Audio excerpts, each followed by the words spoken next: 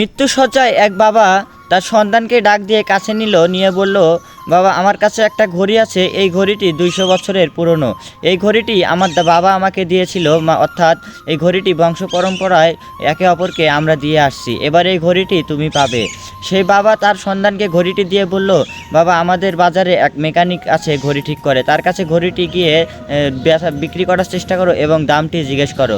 তখন সন্তান তার বাবার কথা মতো সেই ঘড়িটি নিয়ে সেই এলাকার এক মেকানিকের কাছে গিয়ে বলল যে এই ঘড়িটি সে বিক্রি করবে। তখন মেকানিক ঘড়িটি নিয়ে অনেকক্ষণ ঘাটাঘাটি করে বলল, এই ঘড়িটি আমি আপনাকে 100 টাকার বেশি দিতে পারবো না, যার বেশি দিলে আমার লস হয়ে যাবে। সন্তান ঘড়িটি নিয়ে তার বাবার কাছে আবার ফিরে এলো এবং বাবাকে বলল যে বাবা সে তো ঘড়িটি 100 টাকা দিতে চায়। তখন তার বাবা আবার বলল যে তার সামনে একটা কফি শপ আছে, সেখানে গিয়ে ঘড়িটি বিক্রি করার চেষ্টা করো।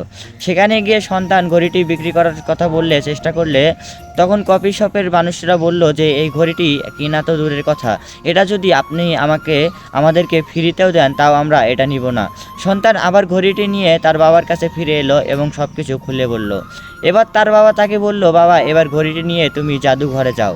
এবার সন্তানের ইচ্ছা থাকা সত্ত্বেও বাবার কথায় তাকে সেই জাদুঘরে আবার যেতে হলো। সন্তান সেই জাদুঘরে গিয়ে সেখানকার এক কর্মকর্তাকে তার ঘড়িটি দেখায়। সেখানকার কর্মকর্তা সেই ঘড়িটি যতই পরীক্ষা নিরীক্ষা করছে ততই অবাক হয়ে যাচ্ছে। এক পর্যায়ে সেখানকার সেই কর্মকর্তা তাকে জানালো, এই ঘড়িটি আপনাকে আমি 25 লক্ষ টাকা দিতে পারবো এই ঘড়িটির জন্য। সেই সন্তান তো অবাক হয়ে যায় এবং তার বাবার কাছে ফিরে আসে এবং তার বাবাকে সব কিছু খুলে বলে। তার বাবা তাকে বলল, আজকের এই ঘটনাটিকে সারা জীবন মনে রাখবে।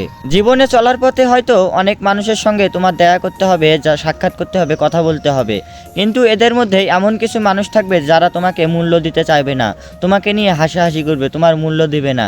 তাই সবসময় এ সমস্ত মানুষের থেকে দূরে থাকবে।